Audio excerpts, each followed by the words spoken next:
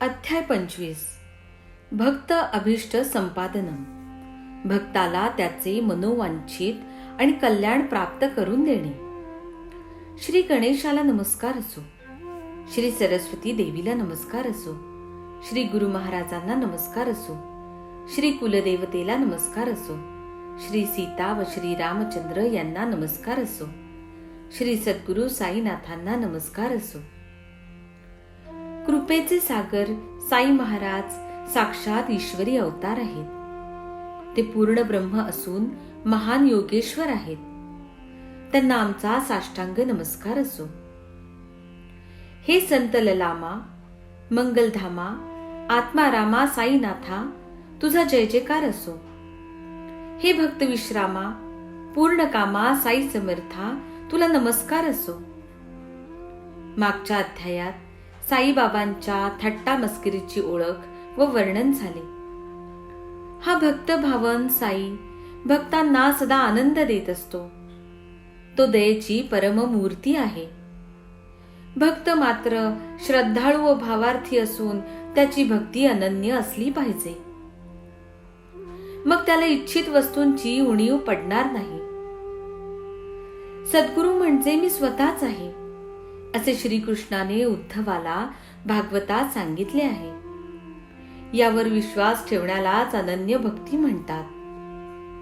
माझ्या मनात इच्छा झाली की श्री साईंचे चरित्र लिहावे आणि साईंनी त्यात अति आश्चर्यकारक व ऐकण्याजोग्या लीला लिहवून मला निश्चिंत केले. तसेच अधिकार नसताना व शास्त्र ज्ञानाचे नैपुण्य नसताना मला पामराला स्फूर्ती दिली आणि आपल्या भक्तांच्या प्रबोधनासाठी माझ्या हाताने हा ग्रंथ लिहविला. दप्तर ठेवा अशी जेव्हा आज्ञा माझ्यासारख्या अज्ञानी माणसाला झाली, तेव्हाच माझी मंदबुद्धी, धैर्य व ज्ञान यांनी संपन्न झाली. तेव्हाच मला धीर आला की हा उत्तम गुणांनी युक्त साई आपल्या भक्ताच्या उद्धारासाठी आपल्या कथांचा संग्रह करवून घेईल. असे नसते तर हा वाणीचा खेळ करण्याचे साहस मला झाले असते का? या चरित्ररूपी अमृताचा रस म्हणजे संतांच्या चरणांच्या प्रसादाचे पायस, म्हणजे शिजविलेल्या भाताची दूध, साखर वगैरे घालून केलेली खीर आहे. हे साईंचे चरित्र म्हणजे भक्तांसाठी साईंच्या कथारूपी अमृताची पाणपोई आहे. त्यांनी ते यथेच्छ पिऊन साई कृपेने संसार रूपी वणव्याच्या तापाचे निवारण करून घ्यावे. हे चरित्र नव्हे, हा सोमकांत म्हणजे चंद्रमणी, ज्यावर चंद्राचे किरण पडले म्हणजे त्याला पाझर फुटतो असा समज आहे. त्यातून साई कथेचे चंद्रामृत सतत पाझरत असते. तहानेने म्हणजे साई कथा ऐकण्याच्या तीव्र इच्छेने व्याकुळ झालेले चकोर रूपी भक्त ते मनसोक्त पिऊन तृप्त होवोत. आता प्रेमळ श्रोतेजन हो, कलियुगात उत्पन्न होणाऱ्या दुष्ट वासनांचा नाश करणाऱ्या साईंच्या पवित्र कथा संकोच केल्याशिवाय एकाग्रमन करून ऐका. साईबाबांवर जर का एकदा अनन्य श्रद्धा जडली तर ते त्या भक्ताचे सर्व अनर्थ दूर करून, सर्व कष्ट निवारून त्याला इच्छित गोष्ट प्राप्त करून देतात. याबद्दलची एक गोष्ट साईंची भक्तवत्सलता दर्शविते. ती जर श्रोत्यांनी आदरपूर्वक ऐकली तर त्यांच्या मनाला आनंद होईल. म्हणून श्रोत्यांनो, ही नाविन्यपूर्ण कथा जीव लावून ऐका. म्हणजे गुरुमाऊली कशी दयेची मूर्तिमंत सागर आहे याचा अनुभव येईल. ही कथा जरी फार लहान असली तरी तिच्या तात्पर्यापासून मिळणाऱ्या शिकवणीमुळे फार चांगली आहे. एक क्षण लक्ष द्या, म्हणजे तुमची सर्व संकटे बाजूला सरतील. अहमदनगरचे दामू अण्णा नावाचे एक सुखवस्तू धनवंत कासार म्हणजे काचेच्या बांगड्या बनवणाऱ्या व विकणाऱ्या जातीचे भक्त साईंच्या चरणी आसक्त होते. ते श्रेष्ठ भक्ताची कथा ऐकून श्रोत्यांना आनंद होईल आणि साईबाबांची भक्तांचे रक्षण करण्याची तत्परता त्यांना प्रत्यक्ष दिसून येईल. दरवर्षीच्या रामनवमीच्या उत्सवाच्या वेळी 2 मोठी नवी निशाणे शिर्डी गावात मिरवीत निघतात, ते तेथील लोकांना माहीत आहे. त्यातील एक नानासाहेब निमोणकरांचे व दुसरे या दामू अण्णांचे असते. त्यांचे हे कित्येक वर्षांचे भक्तीचे व प्रेमाचे नेम अखंड चालू आहेत. दामू अण्णांना 2 स्त्रिया होत्या, परंतु संतती नव्हती. पुढे साईबाबांच्या आशीर्वादाने त्यांना पुत्ररत्न लाभले. या पुत्ररत्नानिमित्त दामू अण्णांनी रामनवमीच्या उत्सवाप्रित्यर्थ निशाणाचा नवस केला आणि तेव्हापासून दरवर्षी निशाणाच्या मिरवणुकीला प्रारंभ झाला. या मिरवणुकीची तयारी कोंडिबा नावाच्या सुताराच्या घरी होते आणि तेथून मग वाद्यांच्या गजरात ही निशाणे गावातून मिरवीत नेतात. मग त्या खूप लांब पताका म्हणजे निशाणे मशिदीच्या 2 टोकांना बांधतात. अशा प्रकारे समारंभपूर्वक उत्तम महोत्सव दरवर्षी होत असतो पहा. तसेच तेथे जे फकीर फुकरे येत असत त्यांना मनसोक्त जेवू घालून हे दामू शेठ रामनवमीचा नेम चालवीत असत. त्या या दामू अण्णांची कथा श्रोत्यांसाठी वर्णन करून सांगतो. ती लक्ष देऊन ऐकली तर साईबाबांच्या सामर्थ्याची त्यांना कल्पना येईल. दामू अण्णांच्या मुंबईच्या एका मित्राने त्यांना पत्र पाठवले. उघड स्पष्ट 2 लाख नफा होईल असा फायद्याचा व्यवहार आपण करूया. तुमची व आमची भागीदारी ठेवूया. प्रत्येकी 1-1 लाख कमवूया. चटकन उत्तर धाडा. हा धंदा अगदी चोख आहे. त्यात कसली भीती नाही. या खेपेस कापूस खरेदी करूया. लगोलग भाव वर चढेल. वेळेवर जे सौदा साधून घेत नाहीत ते मग मागाहून पश्चात्ताप पावतात. अशी संधी फुकट जाऊ नये म्हणून अण्णांच्या मनाची खळबळ उडाली. त्या मित्रावर तर पक्का विश्वास होता, पण निश्चित विचार त्यांना सुचत नव्हता. धंदा करावा की न करावा याचा अण्णांच्या मनाला विचार पडला. काय होईल देवा, कसे होईल याचा त्यांच्या मनाला संशय पडला. दामू अण्णा साई गुरूंचे शिष्य होते. त्यांनी बाबांना पत्र लिहिले, आम्हाला स्वतंत्र बुद्धी नाही, आपणच आमचे छत्र आहात. प्रथम दर्शनी हा व्यापार करावा असे वाटते, परंतु त्यापासून लाभ होईल की नुकसान हे कृपा करून सांगा. पत्र माधवरावांकडे पाठविले आणि कळवले की हे बाबांना वाचून दाखवा आणि काय आज्ञा होईल ती कळवा. मला तर हा व्यवहार बरा वाटतो. दुसऱ्या दिवशी 3ऱ्या प्रहरी म्हणजे दुपारी 3-3:30 वाजता ते पत्र माधवरावांच्या हातात पडले आणि ते त्यांनी मशिदीत नेऊन बाबांच्या चरणी घातले. तेव्हा बाबांनी विचारले, काय श्यामा, घाई कसली रे? कसला कागद पायाशी लावतोस? श्याम्याने उत्तर दिले, बाबा, तो नगरचा दामू शेठ आपल्याला काही विचारू पाहत आहे. बाबा म्हणाले, काय बरे, काय लिहितो? काय कसले बेत करतो? मला वाटते तो आभाळाला हात लावू बघतोय. देवाने दिलेले त्याला पुरेसे नाही वाटत. बरे, वाच त्याचे पत्र. श्यामा म्हणाला, बाबा, आपण म्हणता तसेच खरोखर शब्दशः पत्र दामू अण्णाचे आहे. देवा, आपण येथे स्वस्थ बसता आणि तिकडे भक्ताची अस्वस्थता उठविता. मग मनाला चुटपुट लागली की त्याला पायाजवळ आणता. कोणाला स्वतः ओढून आणता तर कोणाकडून पत्र लिहविता. पत्रातील आशय आधीच सांगता, मग पत्र तरी कशाला वाचविता? बाबा म्हणाले, अरे श्यामा, वाच. माझे काय खरे मानू नकोस. मी तर आपला असाच आहे. मनाला येईल ते आपला उगाच बोलत असतो. मग माधवराव पत्र वाचू लागले आणि बाबा लक्ष देऊन ऐकू लागले. ऐकल्यावर बाबा कळवळून म्हणाले, या शेठजीची बुद्धी चळली आहे. पत्राच्या उत्तरात त्याला सांग की तुला घरात काय कमी आहे? आपल्याला अर्धी भाकरी पुरे, लाखाच्या मागे पडू नकोस. दामू अण्णा पत्राच्या उत्तराची सारखी वाटच पाहत होते. उत्तर येता क्षणीच ते वाचू लागले आणि त्यांचा विरस झाला. त्यांच्या मनोरथाचा किल्लाच ढासळला आणि आशेचा वृक्षच मुळापासून उपटला गेला. आता 1 लाख कमवू, अर्धा लाख व्याजी लावू, म्हणजे लवकरच लाखोपती सावकार होऊन आनंदात अहमदनगरात राहू, असे जे मनोराज्य केले होते ते जागच्या जागी विरघळले आणि दामू अण्णा अत्यंत निराश झाले. ते म्हणाले, हे काय केले बाबांनी? आपण यांना पत्र लिहिले हेच चुकले. आपले आपण नुकसान करून घेतले. पाहता पुढे आलेले ताट आपणच लाथाडले. असो.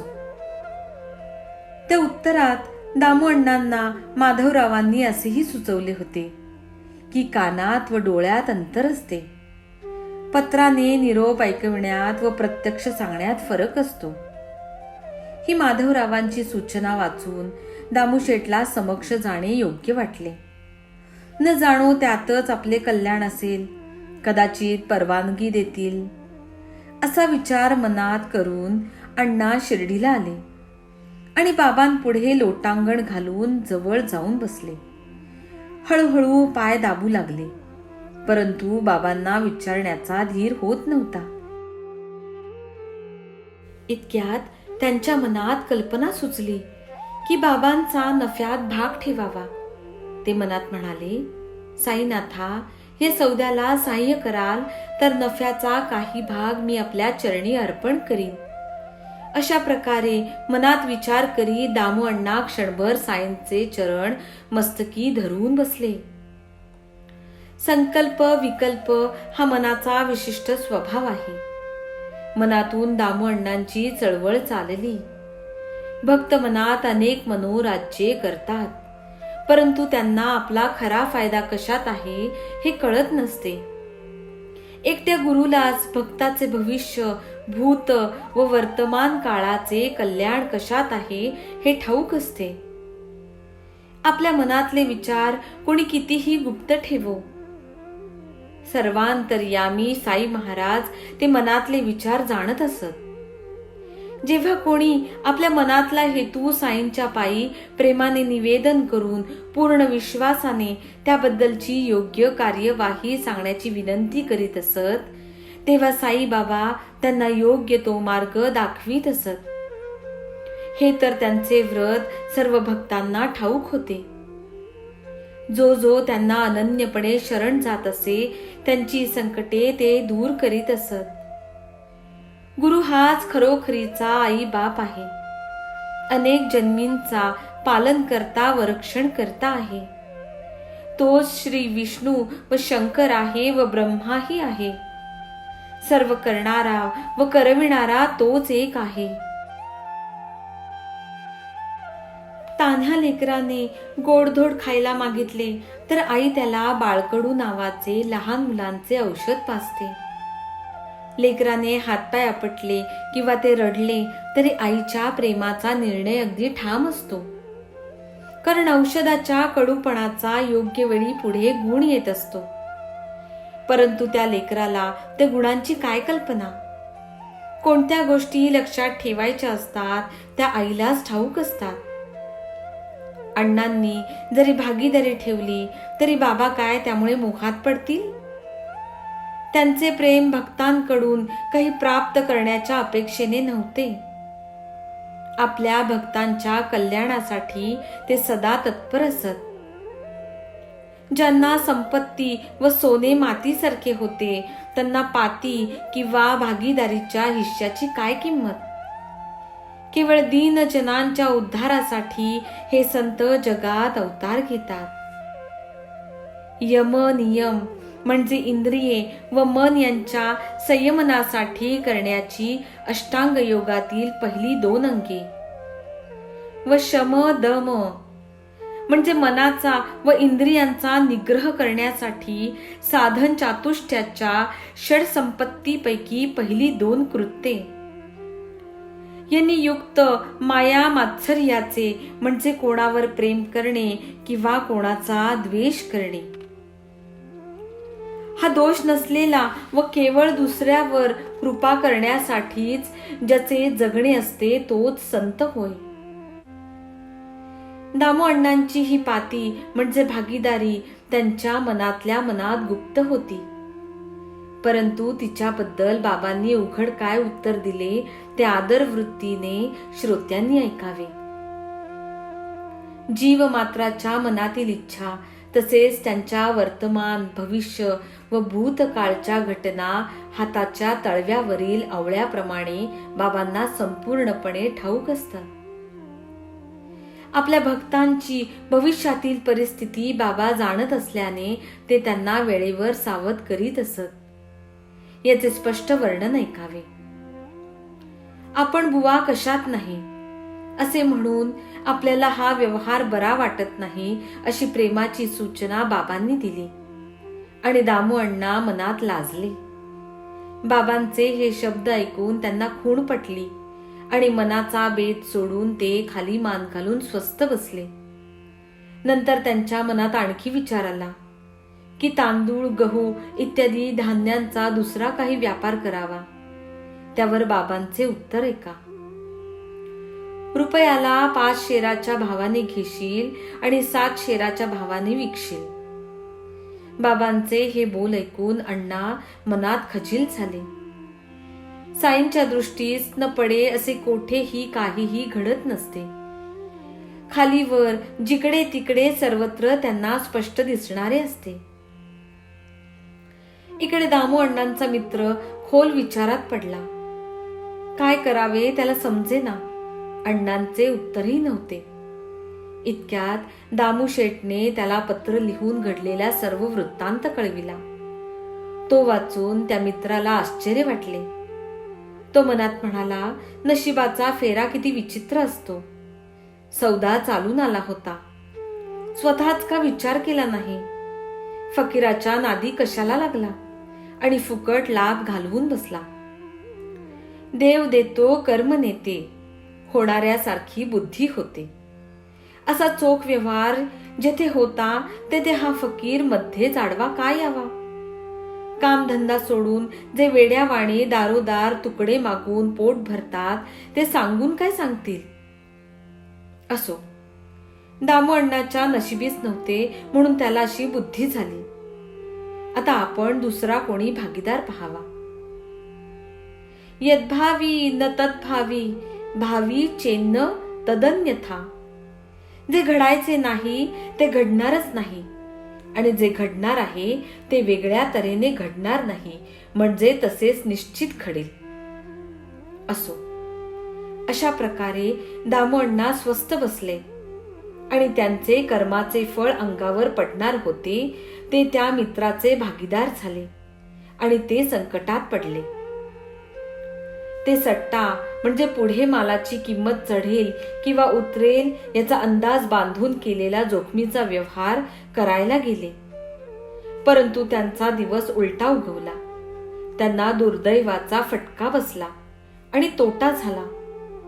जणू काय त्या फकीराच्या दंड्याचा मारच बसला. आपला दामू अण्णा किती नशिबाचा व शहाणा. त्याचा साई खरोखरच अनमोल मोती आहे. केवढी त्याची भक्ताविषयी कळवळ. मित्र म्हणून दामू अण्णा माझ्या नादी लागला असता तर चांगलाच फसला असता. त्या फकीराच्या नादी लागून बिचारा वाचला. खरोखरीच केवढी त्याची श्रद्धा. त्याच्या वेडेपणाची मी केलेली थट्टा व माझ्या शहाणपणाची घमेंड व्यर्थ होती याचा मला अनुभव आला. त्या फकीराची मी उगीच निंदा केली.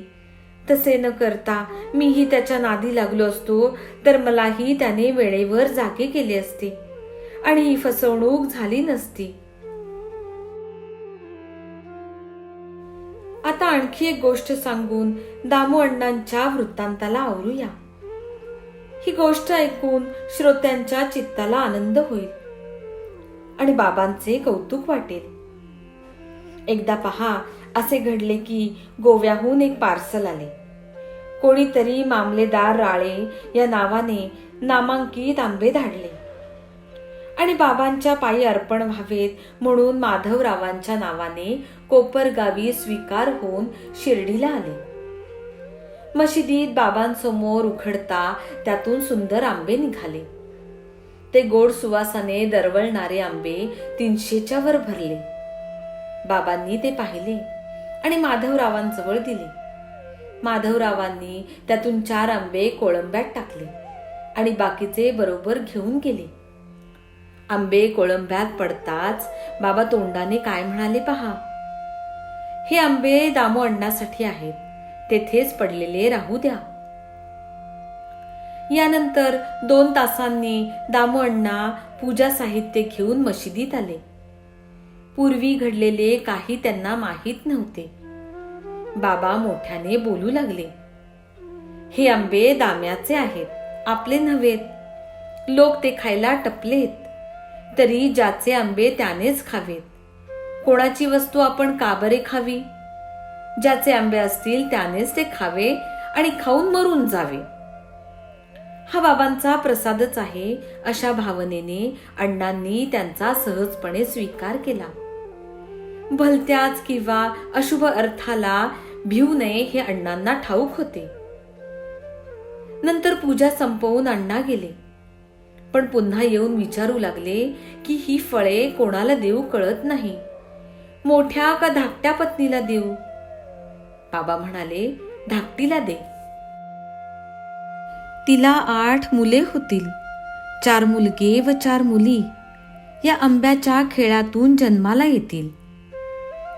पोटी पुत्र संतान नव्हते म्हणून खूप प्रयत्न करावा, साधू संतांची सेवा करावी आणि त्यांची कृपा व आशीर्वाद मिळावेत म्हणून दामू अण्णांना साधू संतांचा नाद लागला होता.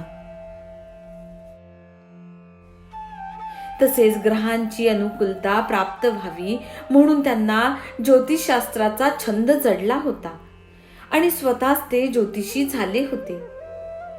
नशिबात संततीच नाही हाच ज्योतिषशास्त्राचा अखेरचा निर्णय होता हे अण्णा जाणून होते म्हणून ते निराश होऊन बसले होते. परंतु साईबाबा प्रसन्न झाले आणि त्यांच्या तोंडचे हे आश्वासनयुक्त शब्द ऐकून त्यांना पुन्हा आशा उत्पन्न झाली. असो, पुढे काही काळाने बाबांची अक्षरे सफल झाली आणि संत प्रसाद रूपी आंब्याच्या मोहराला संतती रूपी फळांचा बहर आला. बाबा जसे बोलले तसेच घडले. दामू अण्णांचे आपले ज्योतिष खोटे ठरले, साईंचे बोल अमोघ ठरले आणि त्यांच्या वचनाप्रमाणे मुले झाली. असो, ही बाबांची वाणी ते देहधारी असतानाची होती, परंतु पुढे देहत्यागानंतरचा सुद्धा आपल्या या वाणीचा महिमा स्वतःच त्यांनी निश्चित करून ठेवलेला होता. मी जरी गतप्राण झालो तरीही माझे वाक्य प्रमाणच माना. माझी हाडे देखील माझ्या तुर्वतीमधून तुम्हाला आश्वासन देतील. मी काय, पण माझी तुर्वत सुद्धा तुमच्या बरोबर बोलत राहील आणि तिला जो अनन्यपणे शरण जाईल त्याच्याबरोबर ती डोलत सुद्धा राहील. मी डोळ्याआड होईन याची चिंता करू नका. माझी हाडे बोलताना व तुमच्याशी कान गोष्टी करताना तुम्ही ऐकाल. मात्र माझे स्मरण करा, अंतःकरणात माझ्याबद्दल विश्वास ठेवा आणि निरीच्छपणे माझे भजन करा, म्हणजे आपले कल्याण साधलेले व्हाल. बाबांची ही वाक्य आठवून हेमाडपंत भारावून जातात आणि प्रार्थना करतात. हे भक्तांच्या इच्छा पुरविणाऱ्या कल्पवृक्ष असलेल्या सर्व शक्तिमान साई सद्गुरू, तुझ्याकडून नाना तऱ्हेने दयेची हीच याचना करतो की या हेमाडपंताला तुझ्या चरणांचा वियोग न घडो.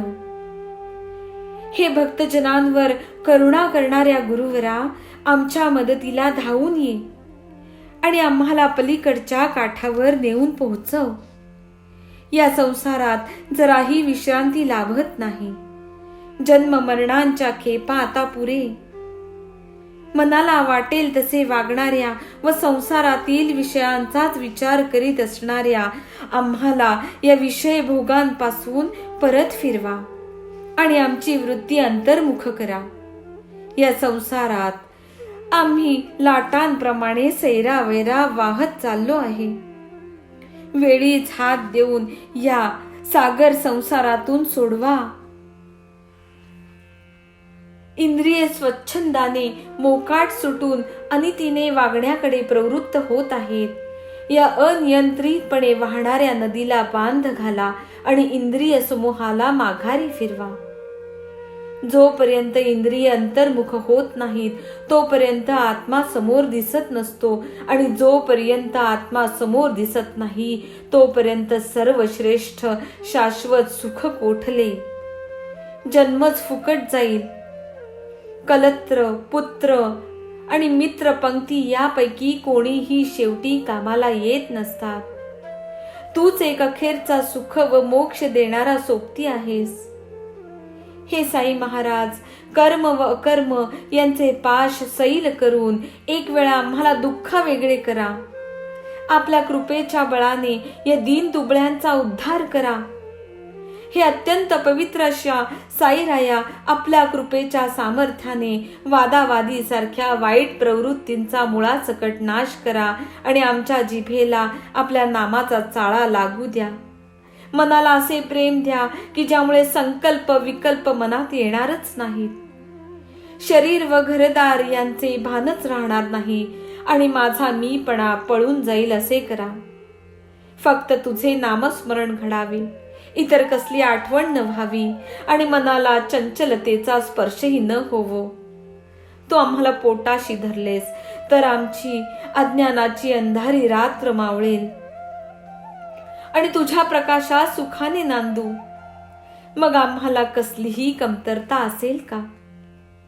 तू जे आम्हाला आपले चरित्र रूपी अमृत पाजलेस आणि थापटी मारून जागे केलेस, हे पुण्य कार्य काय साधे सुधे आहे का?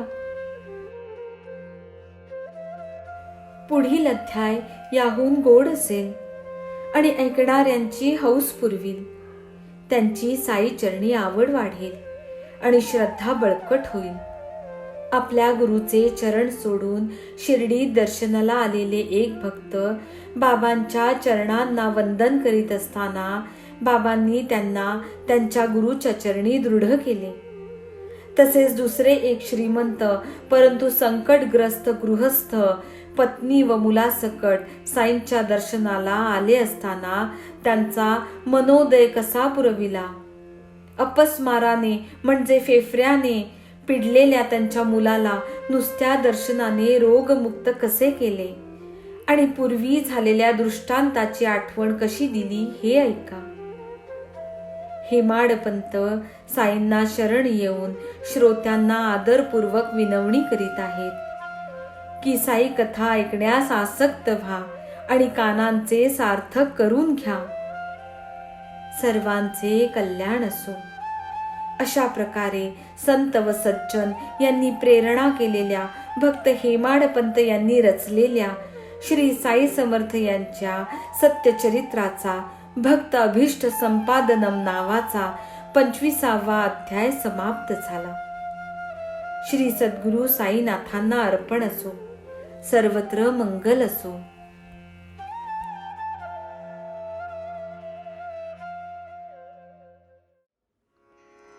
शिर्डी सजाचे लागतील पाय, टळती अपाय सर्व त्याचे.